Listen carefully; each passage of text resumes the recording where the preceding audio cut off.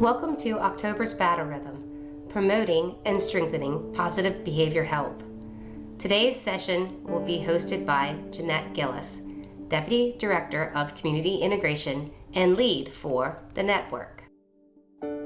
Today, you will hear from our subject matter experts, John Pinter and Mary Patterson with Team Red, White, and Blue. They'll be discussing their program and how you can get involved with them. Additionally, you will learn about a national sponsorship program called ETS Sponsorship, which is a volunteer program enabling veterans to mentor transitioning service members, helping them successfully integrate into the community post-service. ETS is going to invite you to assist them in recruiting sponsors that can then be of resource to our transitioning service members.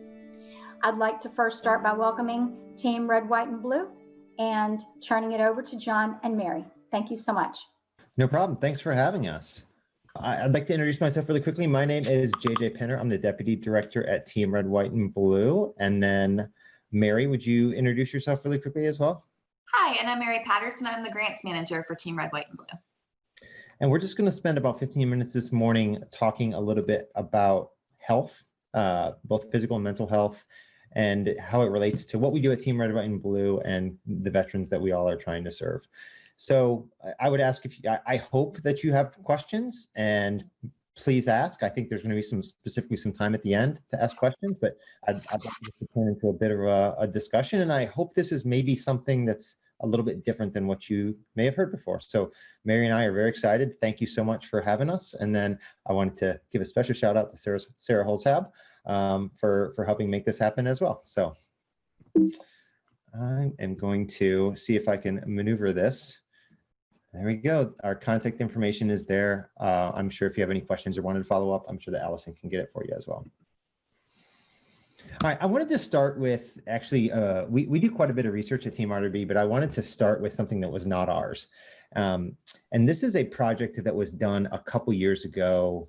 It was a joint project in between our friends at the VA and I think Penn State and a couple other, and it was a project that followed veterans post-transition for 3 years to try to look at what happened to them and kind of understand why it happened. And it was one of the biggest and most kind of aggressive projects that had ever been taken at the time. And I immediately found this to be very interesting. So as part of this project, there was a well-being inventory that they developed. And I don't mean to go into the project, but I was in a briefing once where I saw this. And one of the things that stood out to me when we looked at kind of, there's this narrative of the broken veteran, right? Like every veteran who gets out of the military is broken, and they're, they need help from everyone to kind of, make them successful. And what I took from what I saw in that is that largely a lot of veterans are doing pretty well. Some are not, they have lower well-being. But one of the things that really stood out to me is the 39%, I'm just going to call it 40%, that are doing pretty well in all the categories other than their health, which I thought was pretty interesting because for the most part, people think, members of the military are healthy. They exercise every day and hopefully, eat decent and all that kind of stuff. And I thought, that's kind of interesting. Some of these other facets of well-being, veterans are doing well in, except their health is not very well. And I just, that stood out to me when I saw this a couple years ago. I don't know if anyone else has seen this study, but I thought it was really interesting because it lined up so well with what we were starting to see at Team Red, White, and Blue. I want to ask just a quick, maybe you can put it in the chat or someone could just come off mute and tell me, what percentage of veterans do you think are classified as overweight or obese within 4 years of completing their military service? Anyone want to venture a guess? I can't see the chat, so you'll actually have to come off mute, unmute and tell me. I'll take a swing and say 80%. 78%. You either had some forethought on this or just a very good guess. This was something that was just, first it kind of lined up with what I saw in looking at kind of my fellow veterans, but it was just astounding to me when I first saw this number. Like 8 in 10 veterans are overweight or obese within 4 years of getting out of the military. And again, it just made me think, man, how is this happening? And what are kind of the consequences, both kind of intended and unintended, that come from this? And it's interesting. This is just a quote from a paper that we wrote a few years ago. But what's interesting about this is that there used to be something in the literature, I think it was called the healthy soldier effect. And essentially with every, conflict up to this current conflict, service members were more healthy than their civilian counterparts. The things that they had learned in their time in the military allowed them to be more healthy. And for whatever reason, in our generation, that has changed. And veterans are more unhealthy than their civilian counterparts. And that's bad for a whole host of reasons. There's all sorts of stuff. I think the link between your physical health and your mental health at this point, no one really disputes the fact that these things are intrinsically connected. But there's all these other comorbidities that go across to it. And veterans seem to be more seeing some of these other conditions like coronary artery disease and strokes at higher rates than their civilian counterparts. And again, this is just, we're trying to understand how did this happen and what are the effects of this, right? And I think what we want to talk about today is we could talk a lot about this, but kind of the physical to mental health connection here, right? Because it is in kind of intrinsically linked. I think the thing that I wanted to personally kind of draw attention to is that many of the things that we talk about in kind of the transition world or the veteran support world are things, that are extrinsic to the veteran, right? We're talking about disability benefits, we're talking about whatever the thing is. Exercise and your health is something that is completely intrinsic. No one else can do this for you. You have to do it yourself, right? You have to exercise, you have to eat right, you have to get sleep, all of these things that we know, but no one else can do it for you. You have to do it yourself. And it has just kind of, outsized benefits. And I think I'm going to pass it over to my colleague, Mary, here in a second. But I think the thing that I wanted to highlight here is that someone once explained to me the difference between simple and easy, right? And I think one of the things that is interesting about this is that the answer is pretty simple. It's not easy, but the answer is pretty simple. Exercise. Exercise is an answer that is really important. And this, I don't claim to be the expert here, so we'll let our friends at the Mayo Clinic, highlight some of the reasons that our exercise are important. But we're talking about mental health here, and there's some things that directly line up when we start talking about number 3, mood, number 4, energy, number 7, social, interpersonal relationships and connections. These are things that are really important. And I think I'm going to have to hop off. I can't see the comments, so I'm going to have to hop off and look at them here in a second. I can just see comments are floating up. But I just think that I wanted to highlight the fact that this is a problem, and it's not a problem that we hear people talking about a lot, but it's a problem to which there is a solution. And we're going to talk a little bit more about why this is such a problem right now, and then talk about, a potential solution, which is Team RWE, but there are lots of other ones. But I just wanted to highlight that this is something that's infinitely solvable. It's just going to take people putting in some work and a little bit of a mindset shift. So with that being said, I'm going to pass it over to my colleague, Dr. Mary Patterson, and let her kind of move forward here. And just in the spirit of time, Mary, I'll just probably keep driving on the slides rather than trying to make you the presenter. Yeah, that sounds good. Okay. So looking at the connection between exercise and mental health, and this is coming from a Harvard study, but there are all kinds of documented studies out there, that exercise can be as effective as some drugs in treating mild depression and mild anxiety. And that's not to say that the pharmacotherapy isn't something that's required sometimes, but it can increase cognitive function, and it can actually help brain cell growth and repairing areas of the brain. And it produces endorphins. So we've all heard of runner's high, or I'm a hiker, and so I get to the top of a mountain, and it's just, the scene is just so breathtaking. But literally, my breath is taken away getting up there. But it just helps us feel good. And it's also, if you click one more, JJ. So it helps us feel good, and also it does help improve our motivation, and it helps to improve our sense of accountability to ourselves, but also to others, especially working out in a group. It's been found to help people work at a higher, more of a peak performance, because they don't want to look bad in front of other people, but also, other people can be really motivating, and look at this person and how fast they're running, and I can do that too. And so it really does help to motivate people who are participating in that activity. Okay, so we're going to look at the importance of engagement in these kinds of activities. So what we've repeatedly found at Team Red, White, and Blue is that there's a positive correlation between engagement and enrichment. And so what we mean by engagement is participation in our activities, participating in our events. So the more somebody engages with our programs and with our activities, and the more they participate, the higher their self-reported levels of enrichment. That's according to our surveys. And so we know that being involved matters, and we know the more active somebody is, the more involved that they'll be. So in our data, we found that people who have done this more have those higher levels of enrichment, higher levels of engagement. They're more likely to continue on with our programs, and then also to continue on with their physical fitness. And we know that improves their physical health. It also improves their mental health. And so we're trying to get as much participation as we can, because we know that that does drive enrichment. So how do we do that? All right. So to get our members connected, we've always been chapter based. And so we have 194 now chapters across the country. But we also, in the fall of 2019, we launched our mobile app. And so we're now in version 2 of our mobile app. We have hundreds of events, both in-person events and also virtual events and physical challenges that we publish every year. And also we include hundreds of workouts as well. We have different groups such as yoga, and we have different with yoga and also cycling, running, and functional fitness as well.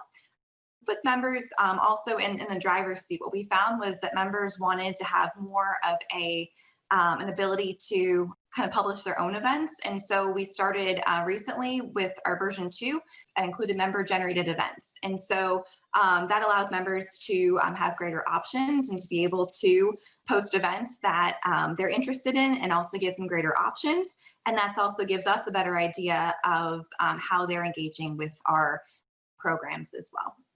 So this has kept members engaged during the quarantine shutdown and allowed us to pivot from in-person events to be able to continue offering virtual events, throughout this whole time. So I think that's the end of our slide deck, right? Yep. And so we've got our references as well. If you're interested in our study, the Team Red, White, and Blue one, which is the first reference, and then also our other references as well. Those are there for you. So we were trying to keep it at 15 minutes or under, and I think we succeeded in that mission. And so I know this was kind of quick and dirty, but hopefully we got the point across here. And, I'll kick it back over to Allison. Happy to answer any questions. We'd love to have some discussion around this. So Allison, I'll pass it back over to you, and we're happy to be here and do whatever we can. Thanks a lot. I'm going to pass it to Danette, who's going to introduce our next guest. But we really, truly appreciate it. Mary and John, JJ, man, getting rattled does not work for me. But we also will allow for some questions after the next presentation. So if you guys have anything you want to ask, please put it in the chat box. All right, Jeanette. All right, thank you so much for that wonderful presentation. Our next speaker is Danielle Bracco. Danielle is from ETS Sponsorship. She is going to share what they're doing. They've got some innovative things they're doing, and I'm excited to have her share that with you. And she's going to let you know how you can be involved. So I'm turning it over to you, Danielle. Okay, thank you, Jeanette. And I just want to introduce Brian Roeder, who is joining me today. He's our Director of Field Operations. So Brian, I will get the slides up if you want to introduce yourself. Good afternoon, ladies and gentlemen. I'm Brian Roeder. I'm the Field Operations Director for the ETS Sponsorship Program. Now I'm going to kind of throw a curveball out there. Danielle and I kind of agreed that the way this was going to flow, but something happened on my way pretty much right before this meeting. And I want to explain something to you about this program, and we'll explain how it helps the soldiers, but I want to explain the impact it can have on the sponsors too, which is what I'm kind of talking to you about today. So about 2 weeks ago, Danielle and I were scrambling to find sponsors to help support this program of soldiers that transition out of the military to a community. So I started reaching out to some of my brothers that I served with, and got a hold of one, and he contacted me. He was really excited about this program and the opportunity to go back and work with soldiers again. couple days after that, his wife actually called me behind him and said, "Hey, Brian, thank you so much for calling. Greg's been having a tough time. He's been disconnected from the military because they've shut down the veteran programs where they go out hunting, fishing, and they all get together. And this COVID's been bothering him, and he needs to have that connection to the military. And he's really excited about this program. He's kind of upbeat and he's kind of changed his personality again. So he's excited, got something to look forward to. And his wife was a little bit concerned about the way he was acting. So he's starting to see a light now, and he's actually getting excited because he can work with soldiers, and he's excited. I believe he started his training last Thursday. So this couple had a discussion with another one of their friends, and actually got a call from her about an hour ago. And she actually called me, asked who I was, and asked about the program. And I quickly explained what it was, and she started crying. It was kind of I was in shock, was not expecting this, did not know she was calling. But she called, and she's asking how she can become a member and start getting a group that she works with tied into this program to help support, because her husband a few years back had lost his battle with his demons as he transitioned, which is exactly what this program's for. And she said this is exactly what her husband needed.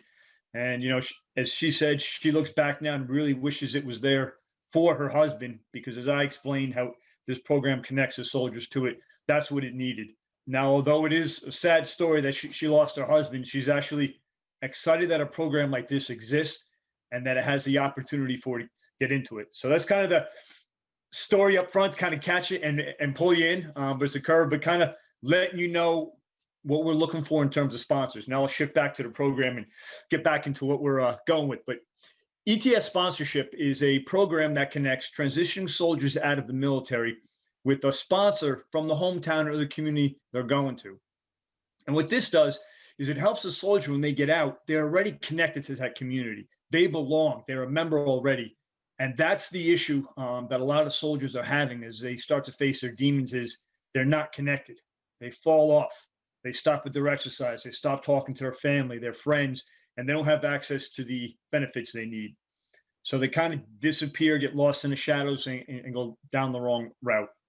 But with this ETS sponsorship program, they have a guide who shows them the right way. If they start heading down the wrong path, veering the wrong way, they have this trained sponsor, coach, a mentor who kind of pulls them back online and says, "Hey, this is the way we should go." And it's a relationship that gets developed that connects a service member directly to that community. Now that's how it helps a soldier. But I'm going to go in a little bit more about why people should volunteer. It's great. It does help soldiers. There's evidence behind it, plenty of research from a guy named Dr. Joe Geraci. But for the sponsors, what we're looking for, there's more to this than someone being able to step back and say, "I helped a soldier." For someone like me, is that I'm giving back to this program. Yes, I'm helping a soldier, but that's not it. For me and my buddy Greg, who's coming back and getting kind of revived and waking up, excited about this. It's bringing something back that you had as leader, somebody in the military, somebody even on the civilian side who might not have served but has that commitment to service, understands the meaning of developing somebody younger, seeing them come, provide that mentorship, that hunger of someone and that potential to want to excel and do well, and it gives back to the individual. It's might seem kind of selfish on what it gets, but for someone like me, and I know like Greg and a lot of these other people who are sponsors, there's a need for this, and that fulfills it. And it's it's hard to find that, but it's that connection to the military and working with these individuals. And something I'll put back out there again is there is nothing quite like working with a soldier between the ages of 18 and 34. In terms of what it gives back, the potential they have, some of the great stories, a combination of a soldier you can get. For example, we had a soldier whose biggest concern when he was getting out of the military was, what are the gyms in his area that he can get a membership to? So you're like, all right, bud, I like the way you think. I'm a strength coach myself, but I need to get you a coach who can help you look at the big picture. At the same time, the same day as I'm enrolling soldiers, I had a young soldier who served 4 years in college, came into the military with the intention of serving one term and one term only to serve. He volunteered for some finance jobs in the military and was getting out with the specific plan. He was going to go to Chicago and he was going to get a finance degree, and he wanted to come out and he wanted to be an accountant and had it all laid out. terrific plan, but he came to me and he said, your program is exactly what I need. I need someone, that mentor, to connect me to all the services out there. And you're like, wow, I mean, this is the breadth of soldiers you get to work with. And it's rewarding for sponsors. It does take time, but I find it's fun, it's enjoyable, and it's something that kind of attracts you to it. So that's the advantages of the sponsors, and why I think it's good to push it out there. It's an opportunity for as much as it helps the soldiers, it does help the community too. It helps give that person, individuals, particularly the military, that fulfillment of working with soldiers again. So with that said, I'm gonna go ahead and turn over to my partner, Miss Danielle, and she kind of explain the sponsorship in terms of how you enroll, the training you go through, and what some of the events you can experience or expect to see as you go through this experience as a mentor. Thank you, Brian. So I just wanted to just touch upon quickly. So exactly what is the ETS sponsorship program? We are in a partnership with the Department of Veterans Affairs to sponsor service members through their transition process. So many of you might be familiar with, while you're serving in the military, or if you have a family member that served, or service members that you work with, while they're in the military, when they change from installation to installation, many times they would receive a PCS sponsor. So the ETS sponsorship model is based off the PCS sponsorship model. So when the service members are leaving the military to go to their final their new community and their new destination to start that civilian transition, we connect them to an ETS sponsor in that community. And like Brian said, anyone who's willing to give their time to assist transitioning service members are welcome to join our program. I will say we probably have about 80% veterans who are sponsors and about 20% civilians, but everybody and anybody that's welcome, that's willing to go through the training. So how do you become a certified sponsor? You would enroll at our website, etssponsorship.com. When you enroll, you would receive a welcome letter with the available trainings. All of our trainings are done online via Zoom. There's 3 sessions. Most of the sessions take place in the evening during the week, but we have, with the popularity and the increasing numbers of sponsors, we have added Saturday sessions. And if none of those dates work for you, you have the ability to say that this does not fit into your schedule, and we will keep you posted of future schedules. Once you are certified, and Brian does his great job of enrolling service members at various installations over the past couple of weeks. Brian has been at Fort Drum and Fort Campbell and has enrolled over 150 soldiers. So once we know where that destination is for that service member, we will connect them to a sponsor in their community. If we do not have somebody in their community, we try to do within the radius or within the state. We always try to get as close to that new home destination for that service member. Many times too, we try to keep our sponsors engaged in respect to a service member may not know the destination that they are going to. So we will utilize our sponsor list to connect to a service member that might not know what destination they want to, and our sponsor can kind of take them through some different steps to, help them decide, or help them just decide on their goals and action item lists. And then once they're connected, that sponsor will walk along almost like a battle buddy of sorts with their service member. Many of our service members enroll in our program 12 to 15 months out, so they have that long, a few months to figure out, employment, education, social, physical, medical. And they can go through everything with the sponsor. Other times we do have people that are ETSing, next week, and we will work with them to get them connected to all of the different resources and a sponsor. I want to say also, and just give a shout out to Starbucks. Starbucks provides us with unlimited gift cards for our sponsors. So when their service member becomes a veteran and moves to their community, the sponsor can meet with the service member the veteran at Starbucks for a cup of coffee, or nowadays get a coffee cup to go. And so they were really with them the whole time. Now, I'll say also that we work with a lot of communities who have existing mentor programs, peer-to-peer programs, and we work very closely with them to assimilate both programs or get their mentors to become sponsors. We're not trying to reinvent the wheel here. We're trying to utilize all the great resources that are going on and programs that are going on in the existing communities. And we just try to offer you access to these service members a couple of months out to really help them with their planning process. let's see, and I'll go to the next slide. So going back to the enrollment, Brian, I don't know if you want to talk about this. This is what your enrollment procedure kind of looks like. Just go and explain this. You see, that's me with actually they're one of the soldiers, and I can tell you a story about him. But we get soldiers. It's not from mass emails going out there. Probably about 99% of the people that we've had enrolled, I've actually interacted with either myself or my one of my team members that I've put out there in terms of the outreach. And that's kind of what's the big piece about this program. It is a personal touch. It is me sitting there talking to soldiers. Generally, it's one-on-one, and believe it or not, this soldier right here was one who I initially tried to present the program to, and he walked away. He's like, oh, I think I'm okay. He was a little bit wary of it. And then he heard me talking to some other soldiers, and he was off in, earshot around, and then heard it, and he started coming back and asking questions. And the reason why he's actually standing there in front of me, this soldier was getting chaptered, separated from the military. He said, this sounds like a great program, but it's not for me. And that is not completely true. We do take all the soldiers. If you served, we help them out. A particular soldier like this would need that help. So it's something where we put our arms around him, and is an individual personal contact. There is relationship based, and it's a lot of fun seeing those those soldiers, whether it's someone who's just wants to go to the gym, or think that's what he wants, or a soldier who's got a full plan.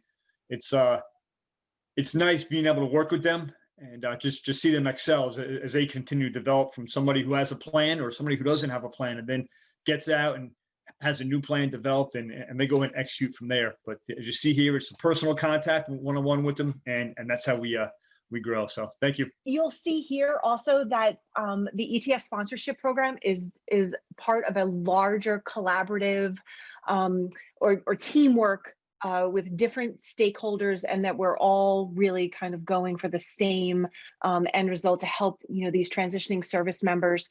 So our website is up there. And then Jeanette can and Allison can offer our emails also if there's any further questions. But thank you so much, Allison and Jeanette. Thank you, Danielle. Allison, did you want to pose some questions? Or Yes, I do. We actually have some great questions that have come up.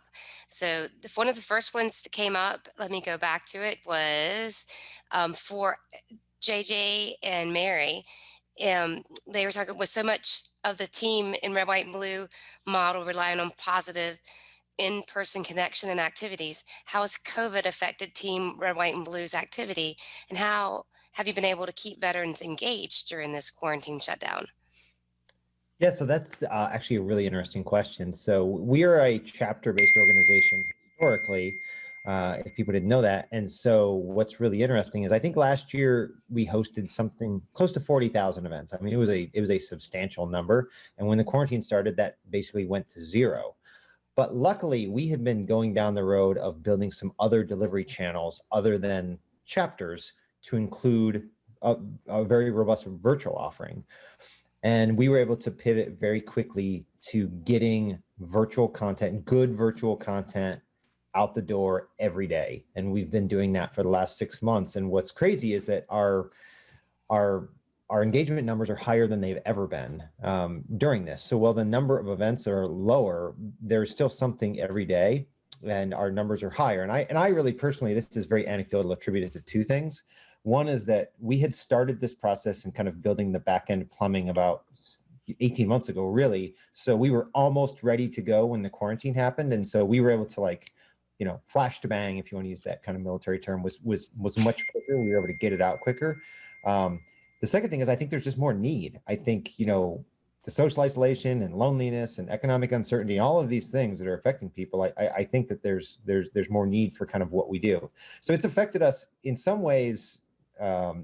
Nothing has changed, but in some ways everything has changed. We're still kind of doing what we're doing, but the way we're doing it is very different. So I hope that answers the question. Yeah, thanks, JJ. To add to that, Caitlin said, for the past 4 years, our survey mentioned above has revealed that the majority of veterans want to connect with others, just like you talked about, give back and participate in recreational activities. And this was even before COVID, right? So you're totally right. Additional, those who connected with their community have a higher quality of life. and connecting your veteran population to both Team Red, White, and Blue and ETS as a sponsors. So it definitely improves the quality of life. So that was just added. And Annette says, and this is this in San Diego as well? I think she's talking about ETS because she said she didn't hear about this program before she retired. Yes, ETS sponsorship, it's kind of evolved into this, but in the past it started in New York City. We are starting to go national, and because you hear a lot of us refer to the Army and we use soldiers, the reason for that is because we've been integrated into the Army Soldier for Life TAP program. So that's why we're able to get on the installations and introduce it that way with the VA and the DoD. We are starting to go out a little bit more. We will absolutely take soldiers from all branches. I believe Danielle will tell you, we had, I think our first 2 members that actually signed up were actually sailors from Hawaii. As this program continues to grow and we get, we're close to being fully established and self-sustainable on the East Coast. I'm actually finishing up or getting a foothold in Texas this month and next month. And then I'm looking to head out there to Seattle, Washington, and then I'll be pushing down into LA County, down in California, and some of the areas throughout there. So we're starting along the West Coast, and then, they have plans for me to reach out to Alaska and Hawaii, as long as get our footprint into Italy eventually, and then we had the international step, and then hopefully, the other service will see, hey, the Army's got this program going, and they welcome us on, and that's what we're working through right now. Is through the Army, we're showing them that this system works. And we're able to go on the installation, so that way the other branches see it and they welcome us on the installation, because that's part of the key piece. We need that military, that branch to bring us onto the installation. So they've got to be familiar with it. The Army has kind of directed it. I'll just Danielle? throw out that we will be in the we're supposed to be in the Marine for Life newsletter in January. Yep. So we have been working closely with the Marine for Life team also. Well, Steve, he's from Kansas. He's a Legion member in Kansas, and he says his post doesn't have anything like this. And I think he wants to make connections, and he wants to make sure that he gets connected with ETS. So, Steve, we will make sure you have that information in our Actor Action, how you can get connected with these fine fellas and ladies, and then and you can help out your veterans there. Let's see. So, Brian and Danielle, is the program only an Army for other services? I think you just answered that. It's going to be for everyone. So got some more good questions. I'm scanning down. Wow. And you guys are actually answering most of it. Travis says, where did you get 80% of veterans being overweight stat? I guess that's to you, JJ. Hi, I can answer that actually. So that came from the VA's research on obesity, and so the reference, the link that's in our reference section goes right to the homepage that has a whole bunch of different studies on it. But that was from I think their most recent study from 2020. Great. I think that's about all we have right now, but we're going to go ahead and move to breakout. So I'm going to share my slide deck real quick with you guys. And hold on one second. It's hard to talk and share. I don't know why I have such a hard time doing these things like that, but I do. So here we go. So for our breakout session today, we have 4 topics. And in these 4 topics, what you need to do is, if you will, put a number beside your name that you want these topics to be. Jeanette, if you can you read these out to everybody so I can put them in those groups while you're reading them? That'd be great. Yes, I will definitely do that. So topic number 1, general information about strengthening behavioral health. Topic number 2, reducing behavioral health stigma. Topic number 3, promoting your event, community outreach. Topic number 4, connecting with partners. And topic number 5, transitioning veterans and their families to civilian life. Okay, so if you can just put a number, you go to your name, hover over it and rename yourself and put a number after your name, I will try to put you in the right group that you have asked to be in. So give me a second while I'm doing that for everybody. And then I will open the rooms. If you don't put yourself in one, you run the risk of ending up in another room which you didn't want to be in. So I will do my best. And then if you get into one that you don't want to, I believe you can put yourself in another one as well, or just come back in. So I'm going to go ahead and open up the rooms, and hopefully that works. Hi, welcome back, everybody. I'm sorry. I know it's never enough time in your breakout sessions. Looks like we have everybody back. I hope that each group has selected a lead that's going to share their one thought or one idea that they talked about or interest them in their group. So for group 1, the general information about strengthening behavior, do we have a lead for that group?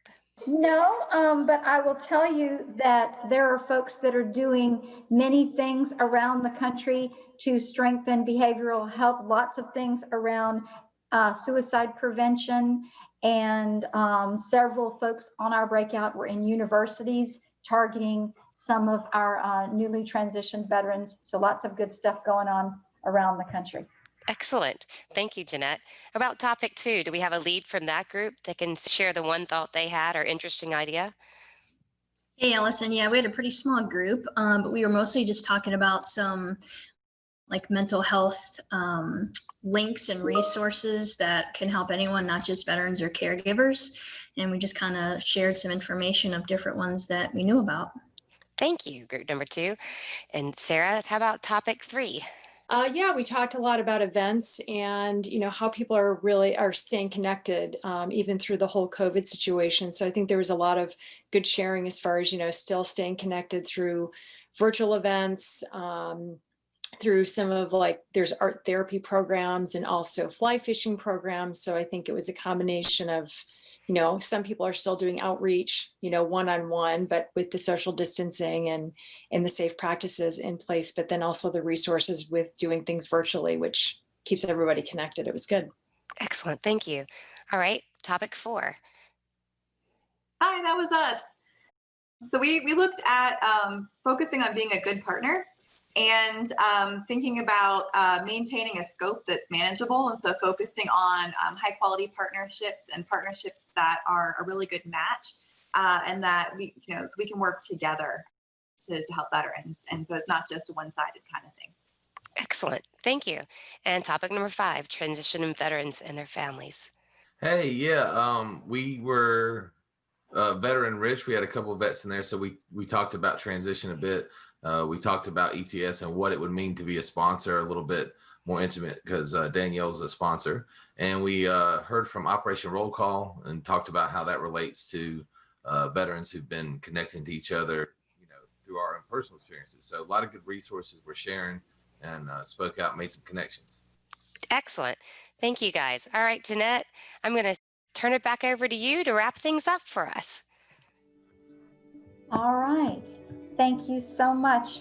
Thank you, everyone, for attending our October Battle Rhythm. We hope each of you can join us here next month, November 2nd at 2 p.m. Eastern Standard Time, and we'll be discussing the topic of family and marriage support. Before we go today, I want to remind you all that America's Warrior Partnership is here to connect you to resources and tools. If you encounter a case that needs support beyond what's available in your community, please reach out to the network. The network is a coordination platform that expands the reach of veteran-serving organizations by connecting them to national partners. If you'd like to refer a case, you can go to our website, americaswarriorpartnership.org/the network, or give us a call at 1-866-AWP-VETS. Thank you so very much for joining us, and have a wonderful rest of your day, everyone. Goodbye. Thanks, everybody. Have a great day.